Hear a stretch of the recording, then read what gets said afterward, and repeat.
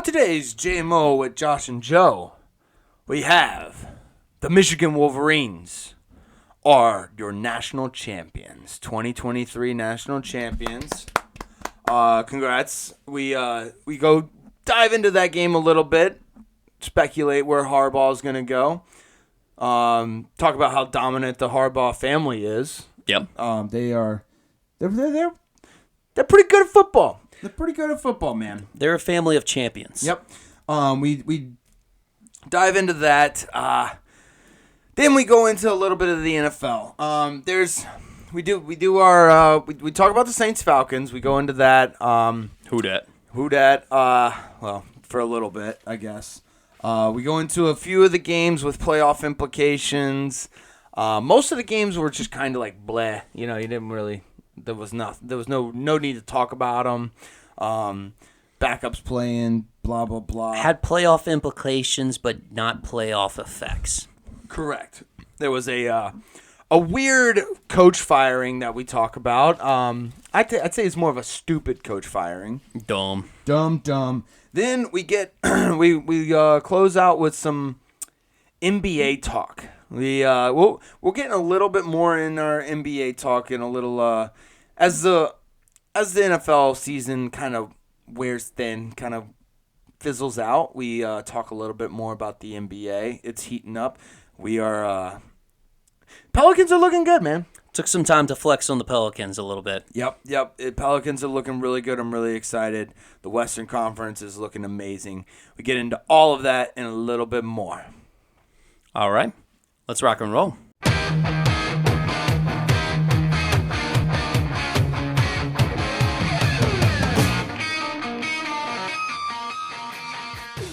Welcome to GMO with Josh and Joe. It is Tuesday, January 9th. And Joe, Michigan is your national champion. Yeah, I guess. Champion. Yeah. Let's just get right into it. Jim Harbaugh can do it at both levels. He has been to the highest, the best, the most prestigious game in both the NFL and in college football. Well, he's finally the last person in his family to achieve a championship at some sort of level. Right. So apparently his dad won the FCS championship, or maybe I think it was Division II at the time at Western Kentucky. Mm-hmm. And then, of course, John Harbaugh has won with the Ravens against him in the Super Bowl, and now he's got his championship. So the Harbaughs they just dominate every level of football. They're champions. They are. And yeah, he did it with J.J. McCarthy doing the bare minimum. Like, let's just dive into the game. Michigan was so lucky that they didn't have to rely on J.J. McCarthy. Because I don't think, like, he made some clutch plays in a couple of drives in the fourth quarter. Like, he was doing okay. But if they had to rely on him to throw more than 25 times, I think this would have been a different story. Obviously, they broke out and rushed for over 200 yards in the first quarter. Michigan did. Donovan Edwards and Blake Corum were just basically having their way with the Washington defense. I'm not gonna lie, dude. I think that the Wolverines would have won regardless if they hadn't come out basically just 17-3. Oh, as far as getting up on Washington? I think that Michigan you could tell, like, top to bottom, Michigan was the better team. They had Michael Penix Jr. just basically confused the whole time. He was making very bad. Not a good game for Michael Penix Jr. No.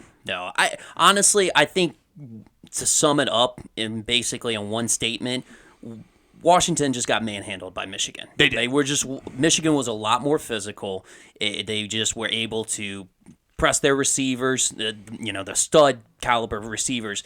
Honestly, I felt like Washington was doing a screenplay every other play because they just couldn't get anything down the field. And like when they did try and throw it down the field, Penix sailed it. It was short. He threw a couple of pretty bad interceptions. Yep. Yeah, you could just tell he was. I don't know what it was, man. He just wasn't like against Texas. He was flawless. Mm-hmm. And then against Michigan, it was completely different. Maybe Jim Harbaugh saw something that we didn't see. I mean, I'm sure he did, or him or his him or the people.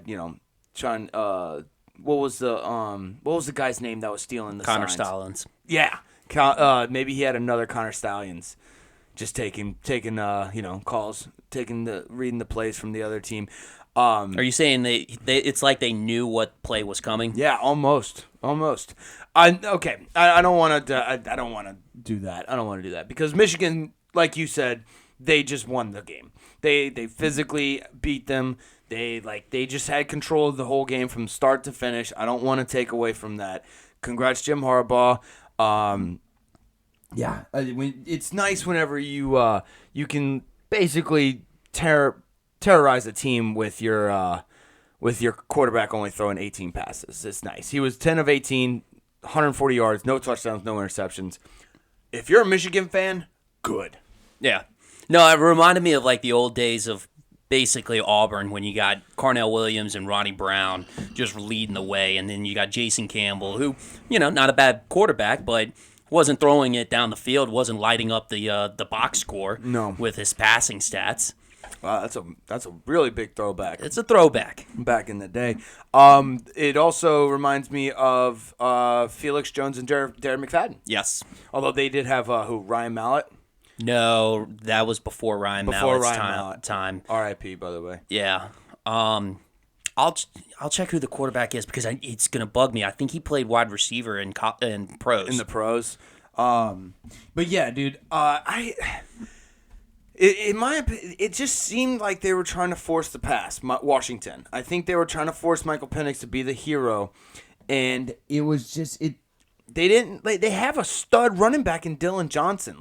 Yeah, but he was nicked up. He was nicked up. Remember that? He, during the game, got a little bit nicked up. Yeah. It was not that he couldn't play, but at the same time, it just affected his play. Right, but the thing is, they didn't try. They didn't even try to run the ball without him. They've had that is 19 total. This is all right. Actually, not including Michael Penix's three sacks, or not one sack and.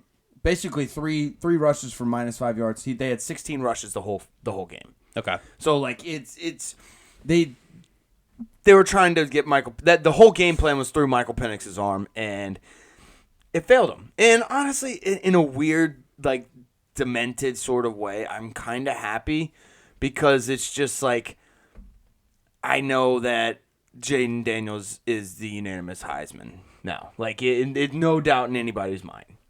Oh yeah, no, definitely. That it was basically, what was it? It was the Pac-12 championship that solidified that Jaden Daniels was better than Bo Nix, and then it's now the national championship game that solidifies Jaden Daniels better than Michael Penix Jr. And if Jaden Daniels would have played against Wisconsin, he would have dominated Wisconsin. It wouldn't even been close. Let's see. Casey Dick was the quarterback.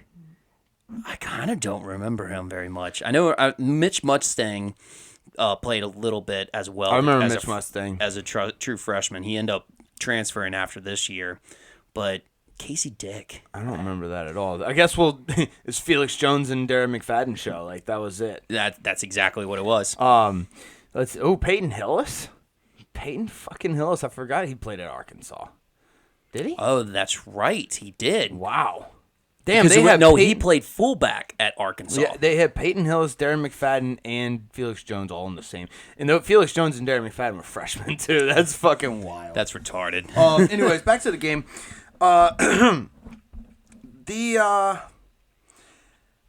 Dude, the second and third quarters were actually pretty good. I was fortunate enough. I was on a flight from Denver to New Orleans, actually, while this game was going on, and I was able to watch it in the air because they had it. You know how you got some live TV broadcasting now on the planes. They have the screens on the back of the seats, and just plug in.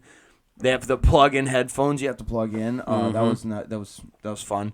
But yeah, dude, it was nice. I got to watch almost the entire game. The only part of the game I missed was the last 3 minutes, and that was after Michigan went up by 3 touchdowns. So Yeah. No, they were able to keep it close. Washington was able to keep it close the entire game. You almost had that sense every time like they would get on offense. It was like, okay, they could make this really into a good game. Mm-hmm. It just never got to that point, though. No, it really didn't. And they got kind of close. I think it was 10-17 at one point.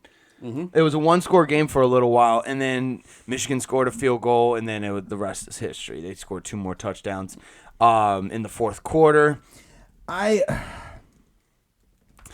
Yeah, good for them. Good for them. Good for Jim Harbaugh. Good for Michigan fans. It's been a long, long time. I am a little. It sucks for Kalen DeBoer. I loved Kalen DeBoer. Michael Penix, you could just tell, man. He was like, this is all on me. Like he knew he was not playing very well.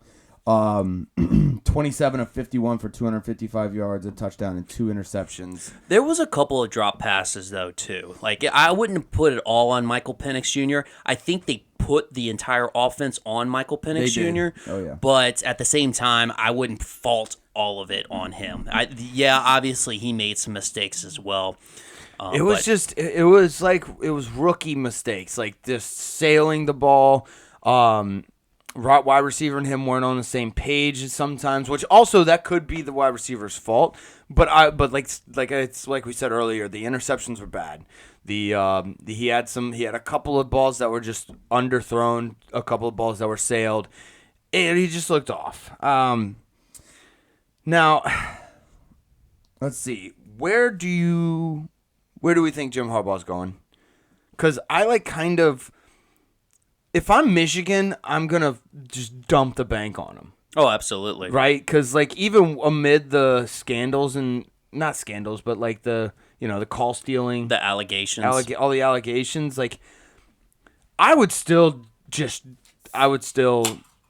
try and just at least get your rich-ass boosters to throw millions at him. Just do something, at least, to try. Because right now, it's looking like he wants to go to the NFL. I don't blame him, and the NFL is going to shell out a lot of money. Yeah, and the opportunities that are presenting themselves, minus Carolina Panthers, because no one wants to take that job. Well, because David Tepper's officially, now that Dan Snyder's out of the league, David Tepper's the worst owner in the league. Yes.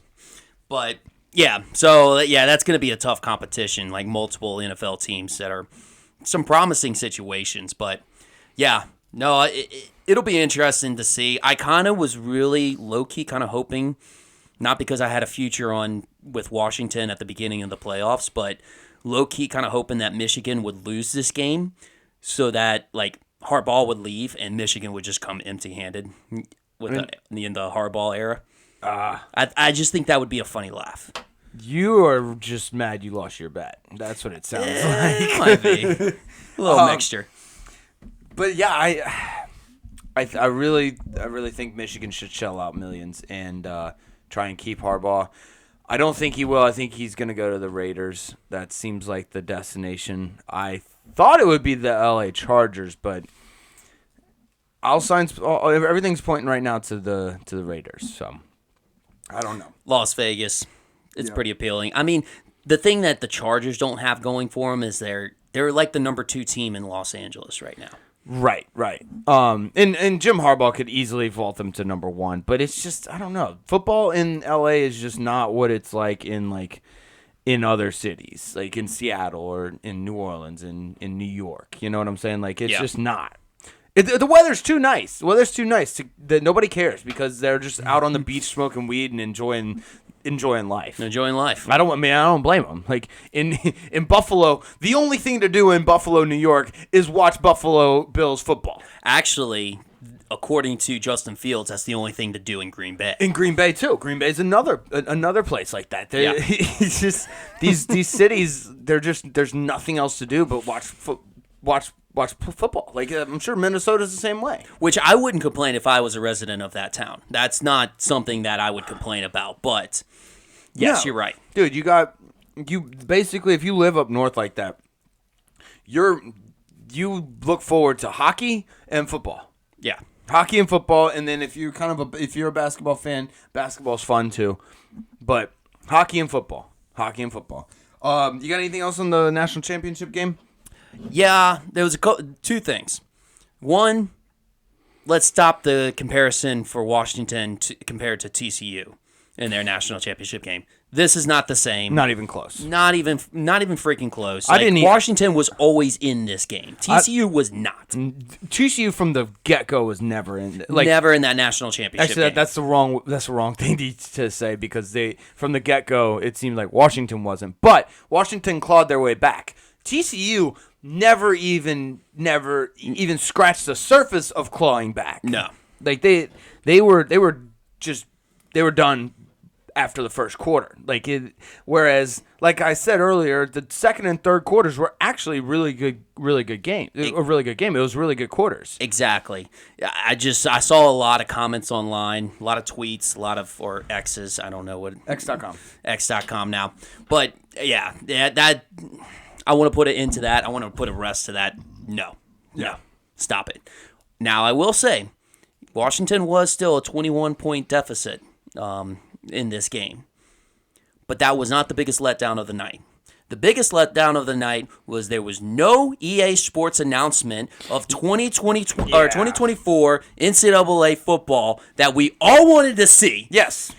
Which apparently was just rumored by a YouTuber. So fuck that guy. That was a giant letdown. I will say that was bullshit because I was actually looking forward to that too. We just need a release date. Yeah, that's it. Just give us a release date. I need something to look forward to. This is why we literally we spend a day watching the NFL unveil the schedule. Yeah.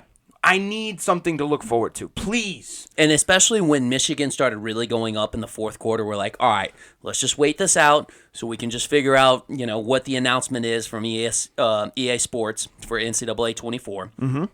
And we didn't get it. Nope. It was a bad move. Bad move on EA Sports. You had everybody that would want to play that game was watching that game. Yes. So you had your audience. What are you doing? It literally was the most of your audience. Yeah, it was. They dropped the ball. Yep. Biggest letdown of the night. Yep. Not the actually I think it was a 17-point deficit that they had, but no, it was 34-13. Oh, right? 34-13. That was not the only. Okay, gotcha. Was that those were the two things? That was two things I had.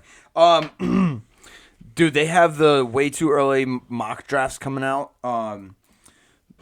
It's kind of fun because we do have like the top 15, however many 14 minus 32 or 32 minus 14 is. We have all those. It's gonna be interesting to see what the Bears do. This is gonna be a fun draft. Yeah, fun draft. It's like I saw a mock draft. I know these are just mock drafts and they're just to get clicks, but they had a Drake May #1 mock draft. Actually, the Bleacher Report scouting department, NFL scouting department. So it wasn't even anybody in particular. It wasn't like a. That's why Todd McShay. I know that's in the fact that it came from Bleacher Report leads me to believe that it's just for clickbait. Yep. Yeah, which is what they want. But I don't know. I wasn't really impressed with Caleb Williams this year. I'll go ahead and say it. Yeah. He didn't wow me. He didn't play bad by any means. He didn't play poorly, but he just didn't wow me. It wasn't like his sophomore year or the year before where he was just lights out. It seemed like he kind of took a step back. Well, I think Bleacher Report agrees with you on that one. But at the same time, I don't think Drake May is a prospect enough Overrated. that's gonna wow you enough over Justin Fields. So what we've been hearing about right now is that they could probably get a second or third round pick for Justin Fields. Think about what they can get for the #1 pick. Right. If they want to trade, if you really want to do it right, this is what I say. You trade the #1 pick, get a bunch of draft collateral, maybe even some players or something like that, fortify your team, give Justin Fields one more year. All you have to do is pick up his 5th-year option. That's it. You don't have to give him a long-term contract. Right. You pick up his 5th-year contract, 5th-year option. Let him try to prove himself 1 year. Put some weapons around him. And if he doesn't work out, put another quarterback with a good situation in. It's a win-win situation for Chicago, if you ask me. To trade the number 1 pick. Trade the number 1 pick. You still have another one in the top 10. Well, they're keeping Eberflus, and it's looking like they're keeping Justin Fields. They could easily pick a good wide receiver with that number 9 pick. Because the wide receiver class is loaded this year. Loaded, dude. There's so many good wide receivers this year. What I'm saying is you can put a team around them, and then the thing is like, whatever, if it's Justin Fields, if it's Matt Eberflus, like, if one of those are the problem, you can get rid of them, but still have an appealing situation for the next year.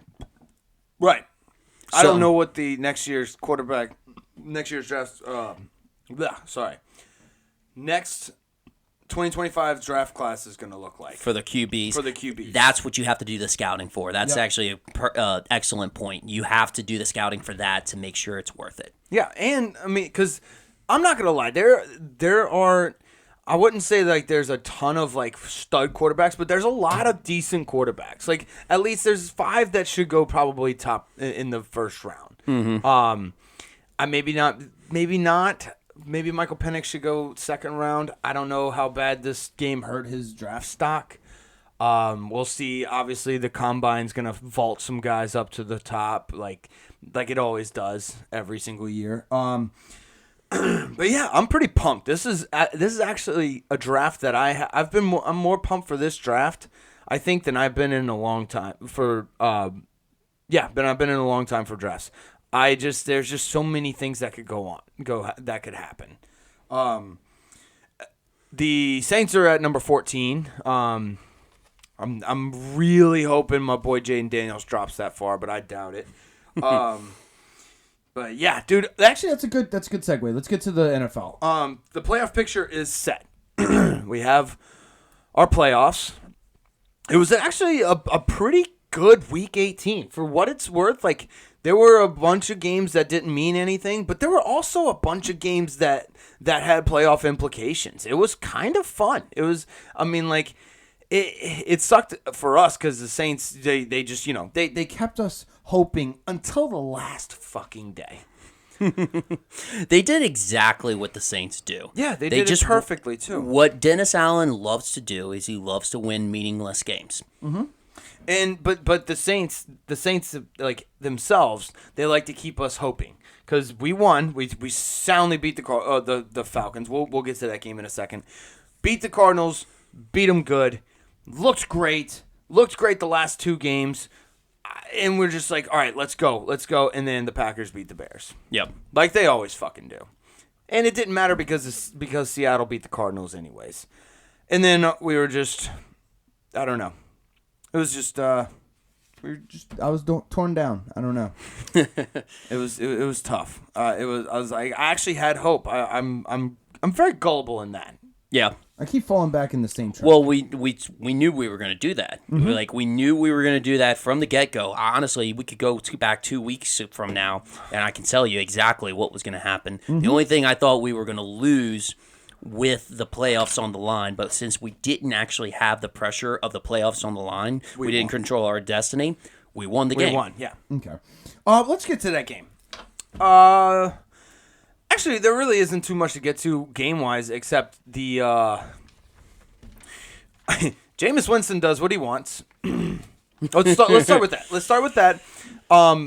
It was great. So what happened was Tyrann Mathieu had a pick six. It was like a 90-something yard pick six all the way down to the 1. He got tackled at the 1. And it was at the very, very end of the game. I think he had a few ticks left on the clock. And they went to victory formation. Dennis Allen called a kneel. And when they were in the huddle, Jameis Winston and the team, it was a team decision, overruled it, wanted to give Jamal Williams his first touchdown of the season, which he had 17 touchdowns last year. He didn't get a single fucking touchdown this year. Nope. I liked the move. I liked it. It was fine. And honestly, I liked it more because of how mad Arthur Smith got. Right? I think that was my favorite part of it, is how mad he got at Dennis Allen when Dennis Allen did nothing, which we'll get to that in a second. But it also is the best because not like 4 hours later, Arthur Smith gets fired. Right. Which was great. It was so nice to see. I was out on a ski trip with my buddy who was also a Falcons fan, and it was fun. It's a double win. It was a double win, yeah. But yeah, let's get to that. Let's get to the Dennis Allen thing. He lost the locker room. And here's the thing. I don't think he lost the locker room when they didn't listen to him and went for the touchdown instead of the kneel. That's not where he lost the team, I don't think. Where he lost the team was when he apologized for it.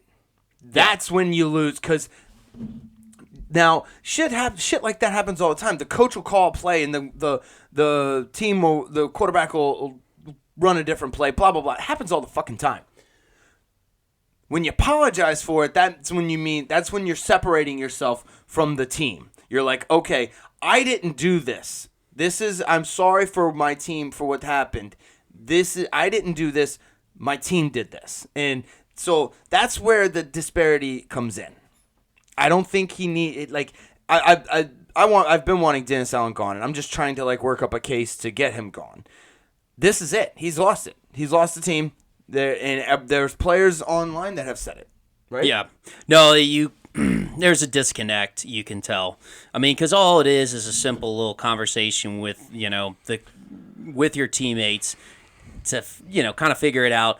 And then also, you just kind of have to recognize the situation. You got to know your surroundings. Like, this is the Atlanta Falcons. Like, fuck the Falcons. This dude. is a rivalry. Like, what? Come on. We're like, next time we play them, they're not gonna like us because of that. Fuck you, dudes. Don't apologize. They're not going to like us whether you apologized or not. Regardless. And we don't like them. And honestly, this is probably going to be obsolete because the same coaching staff's not even going to be there. There's not going to be the same coaching staff to even make it whiteboard material. Never apologize to the fucking Falcons. Ever.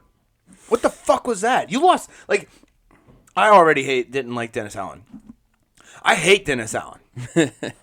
I fucking hate Dennis Allen now. Yeah, but he does a classic Dennis Allen move where he pulls off a 48-17 victory against the rival, so it makes it look good for the front office, and he will stay as the head coach. Honestly, I hate to say it, but the offense coordinator, Pete Carmichael, might actually keep his job too, because they have just tunnel vision where they only are, can only see like past 1 or 2 weeks. That's it. No. Yeah, they have a short-term memory. Yes, very very short-term memory. They're like, but wait, remember when they destroyed Tampa and Atlanta to finish out the season, and we almost made the playoffs? Yeah, exactly. No, we almost made the playoffs because we had the shittiest fucking division in the league. Yeah, that's it. Regardless of the fact for the past 2 years that we have started absolutely dog shit slow and done the exact same thing. Yep. I do want to talk about one of the good things I saw from this game is our boy Kendry Miller looked fucking awesome. He looked good. He looked very, very good. He looked very, very big, and he looked like a galloping fucking freight train. Derrick Henry 2.0. Let's go. I don't think he has the exact size as of Derrick Henry. He's still a big back. I will say that. Boy. But I do like it, not only for the fact that I drafted him in my Dynasty League. There you go. So that helps me out in the long run. But at the same time, I know as sad as it is, all good things come to an end. And Alvin Kamara's time at the Saints is going to come to a close at some point. But I like to know that we're in good hands. Right. I don't think Alvin Kamara is going to be done quite yet. I'm not saying that. I liked how Kendrick Miller looked. Yeah. I had high hopes for him. But yeah, you got anything else on the Saints Falcons? Last one thing I wanted to say, what a great bobbling catch by Chris Olave for the touchdown. That was such a nasty grab. So fucking nasty. It verifies and like proves our point that Derek Carr just needs to trust his receivers, quit doing the check down, throw it to these talented receivers you've got in Rashid Shaheed and Chris Olave and Michael Thomas. Well, yeah, we got to get rid of Michael Thomas. But I've been wanting Michael Thomas out. But yeah, Shaheed, fast, lightning. Just throw it up. Just throw it up to them. Let the receivers do the work. But Saints season's over. We got the 14th pick. Let's move on. I'm already move on to the draft. I'm already over it. Let's see. Bills Dolphins, dude. Dolphins they have no chance against Kansas City, bro. There's something off. Like they're broken in some place. I don't know where it is, but they're broken somewhere. They're not running very well. They might need an oil change or something. It's sad when the Patriots have more wins against teams above 500 than Miami does. Wow. Yeah, pretty interesting stat. Interesting. Dude, this was a Josh Allen wild game. Josh Allen just had a wild ass game. Yeah. His stats were just 30 of 38, 359 yards, 2 touchdowns, 2 interceptions, 3 sacks. Like, he had 15 carries for 67 yards, fumble lost. This is just your classic Josh Allen game. I think he's just addicted to interceptions. Or just turning the ball over. Yes. It's just addicted to turning the ball over. He just tries to make too much happen. Like, when he's on point, dude, he looks like he could be the best quarterback in the nation. Like, he knows what he's doing out there. He's got it. He just he mashes the buttons. That's it. That's the only way to describe it. I think he needs to go to rehab this offseason. He needs to go to turnover rehab this offseason. That's actually not a bad idea. They have those and I don't know. Stephon Diggs was he wasn't happy, which honestly nowadays he's never happy. I'm done. Shakir, he's the new guy in town. Shakir's nasty. Dalton Kincaid nasty. Like they have plenty of guys. They'll be fine. They'll probably get rid of Stephon Diggs after this year. I don't know how many years he has left in his contract, but that never matters because they'd always find money somewhere and they always figure out a loophole in the contract. So yeah, we did get the a helmet bump touchdown this game. Yeah, basically bounced off the lineman's head and then in for a touchdown. Oh, nice. Yeah, that was pretty cool. Those are always cool. Yeah. But yeah, basically,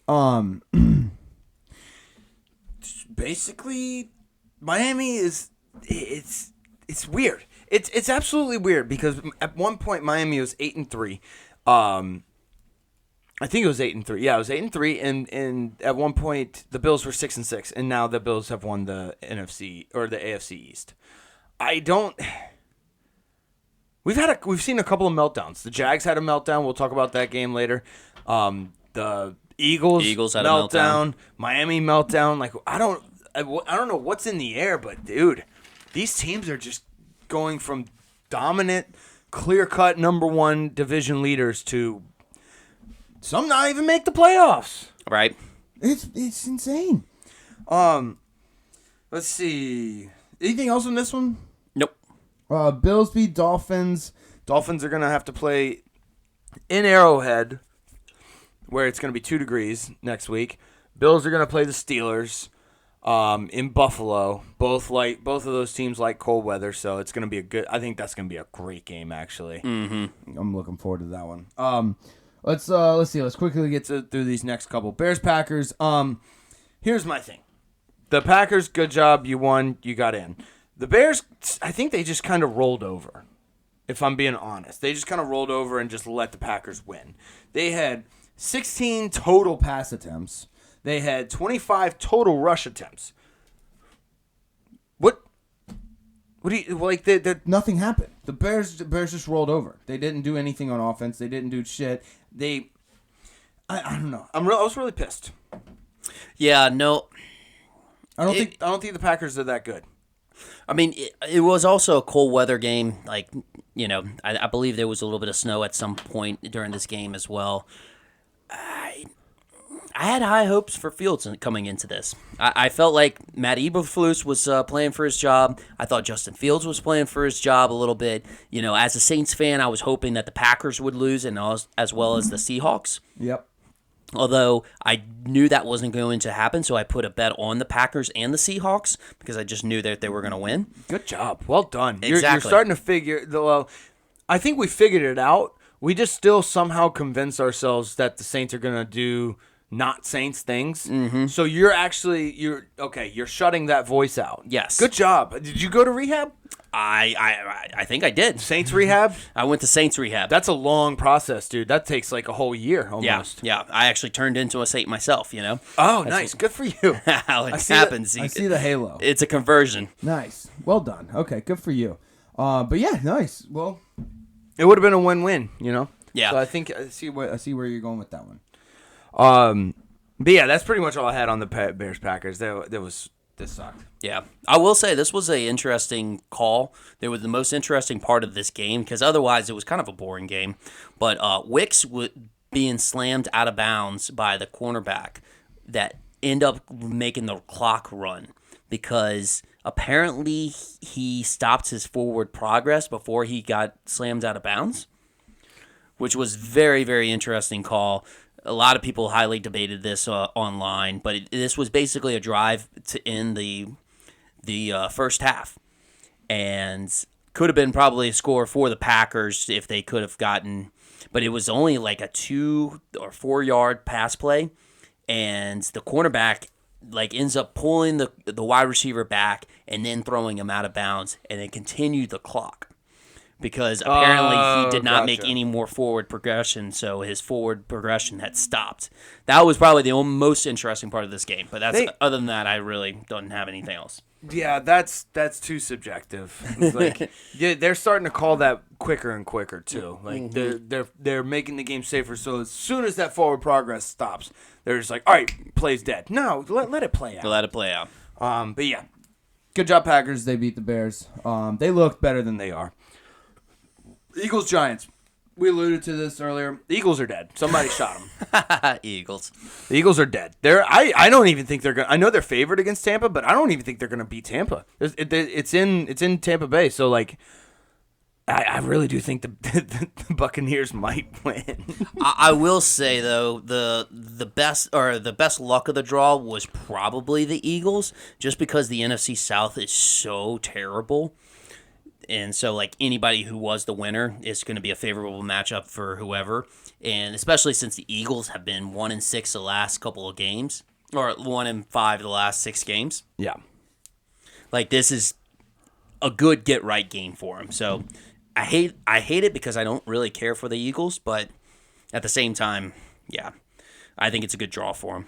I don't think they're going to beat Tampa, dude. Dang. I don't know, man. Dang. I really don't, dude.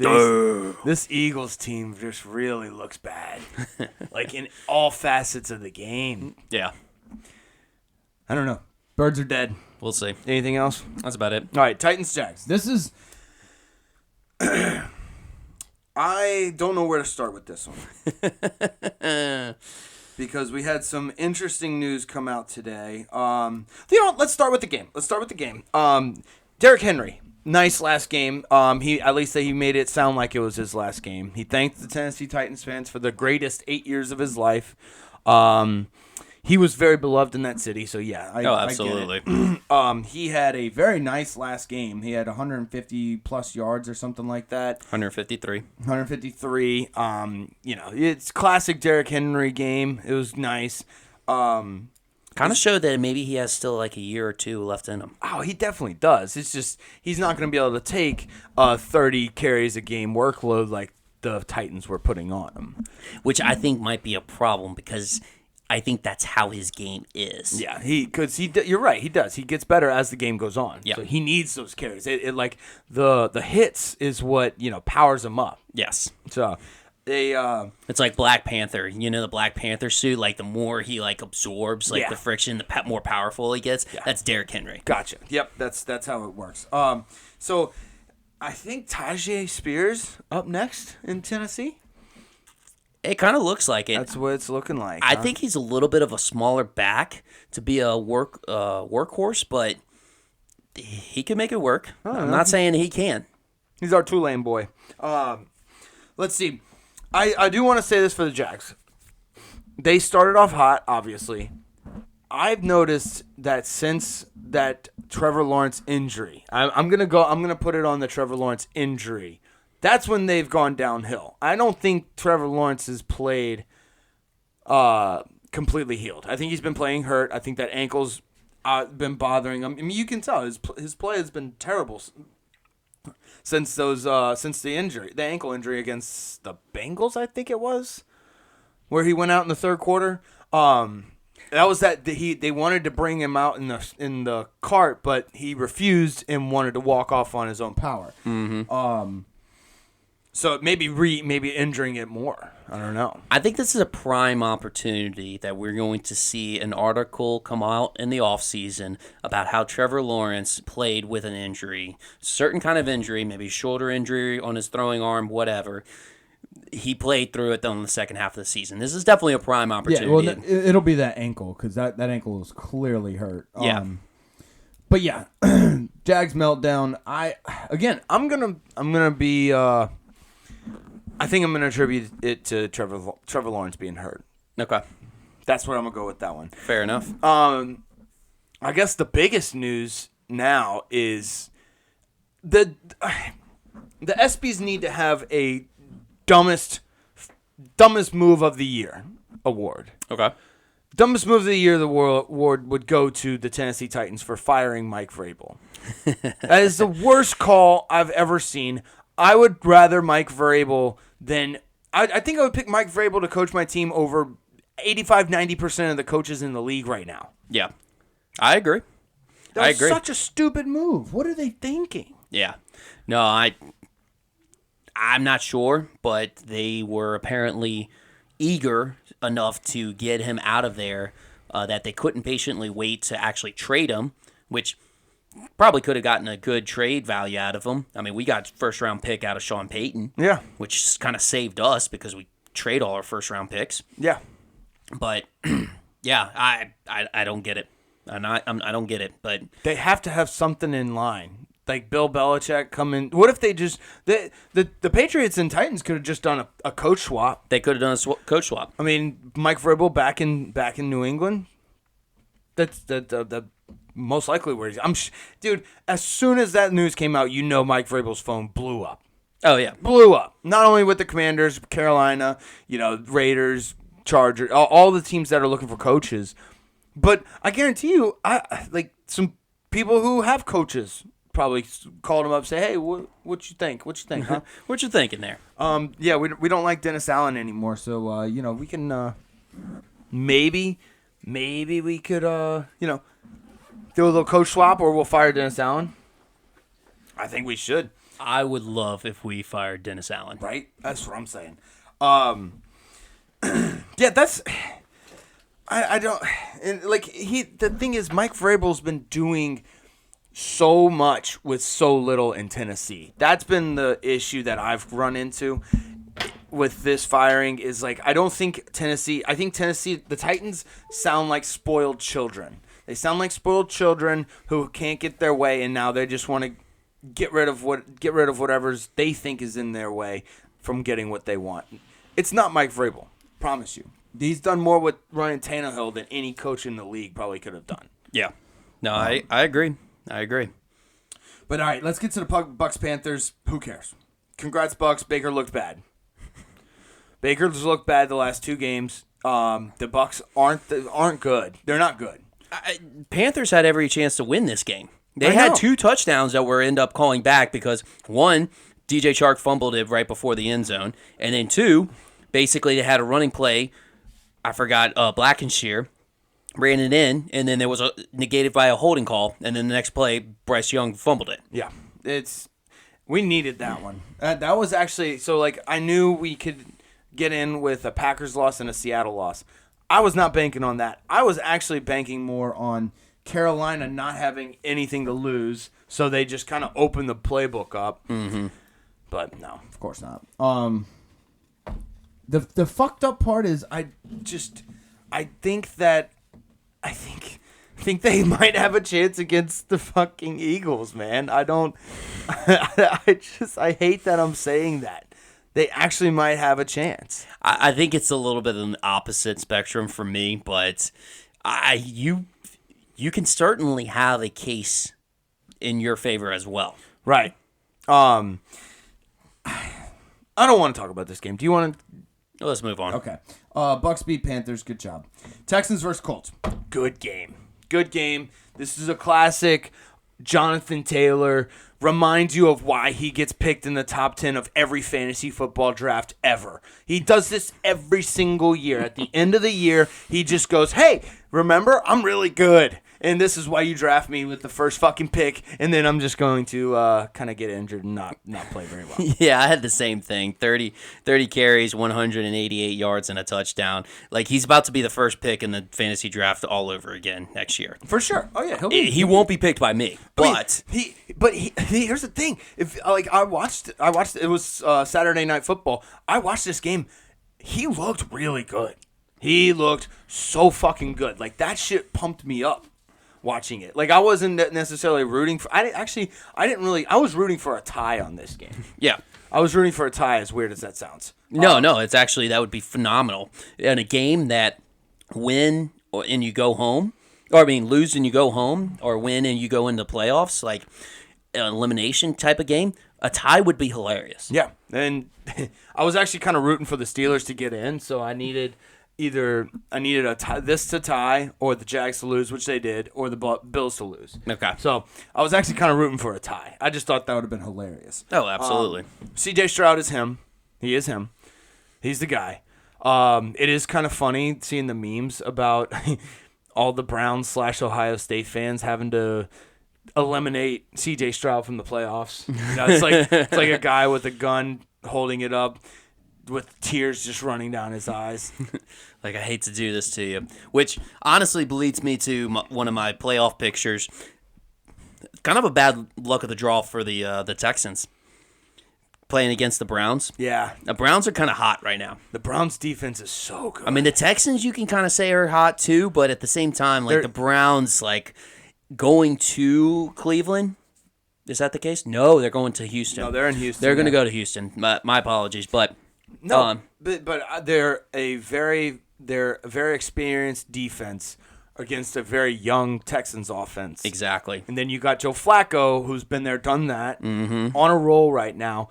Is Amari Cooper? Well, is Amari Cooper back? He should be back. He should be back. David Njoku's playing out of his mind. Like the Cleveland Browns are just playing really well, really, really well right now. So. I don't like the play call at the end of the game. I know it was a short screen pass out to the, not really a screen, but it was kind of a down and out to the flats. I don't like it. I don't like it because it was 4th and 3, and they call a little down and out of pass play. It's almost like, it reminds me of like the Pete Carroll play in the Super Bowl with when he elected to throw the ball instead of run Marshawn Lynch at the goal line against the Patriots in 2017, 2018? Yeah. 2000, yeah, one of those. Pete Carroll elected to I feel like we all know the play. Yeah. So, I think that's what the Colts did. I don't know about the play call necessarily. I just kind of want to know whose fault was it, Goodson or Minshew? It was a bad throw by Minshew. It should have been it should have been caught though. I mean, it was in Goodson's hands, but Minshew could have let him better. Yeah. No, I know. But just run the ball. Run the ball there. You have a hot Jonathan Taylor. Why wouldn't you? Very hot Jonathan Taylor. Very, very hot. But yeah, it was a good game. It was a good game. I'm glad it was a nice little Saturday night game. Everybody could watch it. Congratulations, Texans. Yeah. I thought it was crazy that both of these teams had an opportunity to make the playoffs at this point. Yeah. Because Texans, rebuilding year, a lot of young faces and a new rookie head coach. And then the Indianapolis Colts also have a rookie head coach. And they lost their starting QB at the beginning of the year. So props to both teams. Yeah. Yep. I agree. I think both teams are going to be pretty good going forward. Obviously, Anthony Richardson's going to come back for the Colts. And we got great team in the Texans with C.J. Stroud, Nico Collins, like just a young head coach. Like this is going to be fun. Yep. The Texans are going to be fun. Let's see. Last game I want to talk about is the Steelers versus Ravens. Congrats, Steelers. Mike Tomlin's done it again. Did it again. He did it again. You can't fire him. No, you can't. You can't fire him. But let's be honest. There are teams and franchises that would kill for 17, 10-win seasons. Like, Oh, absolutely. like that was the Steelers are just fucking spoiled. That's all it is. That's all it boils down to. Steelers are spoiled. I mean, congratulations. They made the playoffs again. I don't know how well they're gonna do against the Bills, just because the Bills are such a fucking wild card that I have no clue what What we're gonna see? what we're gonna see from them. So they could somehow slip up and Josh Allen turn the ball over 3 times and the Steelers defense keep them in it. Yeah. No, the Steelers were my WTF team, and honestly, that could apply to their matchup to the Buffalo Bills, and it could apply to just basically how the fuck they made it over into the playoffs. I just don't see them winning very much with Mason Rudolph as a quarterback, dude. It's just that it's so hard to picture them doing anything with Mason Rudolph as a quarterback. The big kicker is going to be that TJ Watt's going to be out for this game. Had a gruesome kind of injury, just very accidental injury during that game. So that really sucks, but it is what it is. Yeah. Good for the Steelers, though. I guess it was kind of like an up and down year for the Steelers. Like they were in it, then they weren't, then they were in it, then they weren't. I think the big win from this season is that Matt Canada's gone. Yeah. That if nothing else happens in the playoffs, Matt Canada is gone. Yes. So, good for them. You got anything else on this? That's about it. Anything else on the NFL? I think that's about it. I'm looking forward to the playoffs. My matchup for the playoffs is the Rams versus Lions. I can't wait for it. Your matchup of the playoffs? Yep. Or at least the wild card. Super wild card weekend? Yes. It's super wild card weekend. Super wild card weekend. My matchup is the Browns versus the Texans. That's going to be... Okay. I cannot fucking wait for that game. Yeah. I can't wait. But yeah, Matt Stafford going into Detroit. Oh, man. It's gonna be good. That's going to be tough. Not to mention, honestly, I think the Dolphins-Chiefs are going to be a good matchup, too. But I think the Dolphins are going to get destroyed. I don't even think it's going to be close. Wow. Yeah, I really don't. All right, let's get to the NBA just for a little bit here. Dude, the Pelicans are really fucking good. They just beat the T-Wolves. They're on a heater. Winners of the last 5 of 6 games. Yeah, dude. I was looking, man. The Western Conference playoffs, bro, are going to be so fucking awesome, man. We have Minnesota, Oklahoma City, and Denver, top 3. All of those are very, very good teams. We'd have the Clippers, they're actually playing decent. Sacramento, Dallas, New Orleans, and that'll make up the top 7. The rest of them. See, I think the problem with the NBA playoffs is they got sometimes less is more. Yep. We don't need 10. We don't need 10 teams from each conference in the playoffs. I'm sorry. I know they want a big bracket, blah blah blah. No. And I get it is a play-in tournament, right. But at the same time, I agree with you. I honestly feel the same way about this as I do with the NFL playoffs expansion. Yeah. It's just sometimes less is more. Yeah, sometimes those 7 seeds is just I don't want to actually see these guys play. No, it's like the 8-1 matchups are never good. There's never a good 8-1 matchup. We'll have a couple of games sprinkled in there that are good games sprinkled in, but nothing is ever good. It's always a blowout. But yeah, dude, I New Orleans. They're when they're playing when everybody's together and healthy, and they can beat anybody in the league, and it's really fucking exciting. Yeah. They beat the T-Wolves without Zion. They beat the best team in the Western Conference without Zion.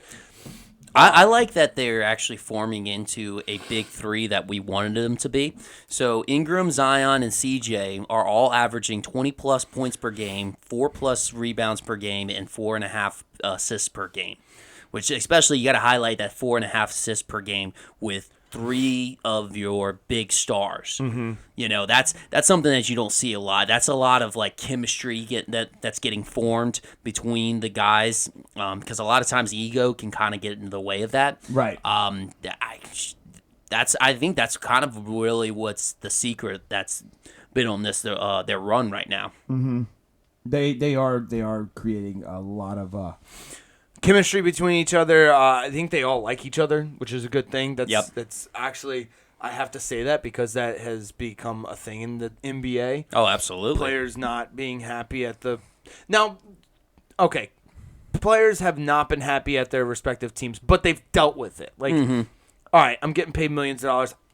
I want to win a championship. You want to win a championship. I don't care if we don't like each other. We'll put our differences aside. We'll play basketball. Yep. Nowadays, it's just, oh, I don't like these guys. I'm leaving. Yeah. so. Yep.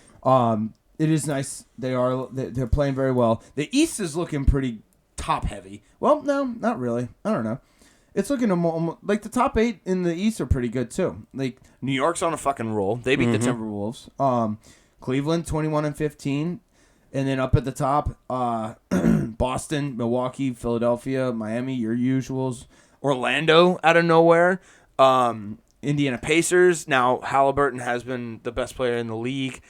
He got hurt. He's going to be out for a couple of weeks, I think. Yeah, they're supposed to reevaluate it in 2 weeks. Yeah. The Pistons are still the laughingstock of the NBA. They're 3. But they did finally win a game. They did win. Their last 10 is they're 1-9 in their last 10. So congratulations, but you're 3-33. You almost start feeling bad at a certain point.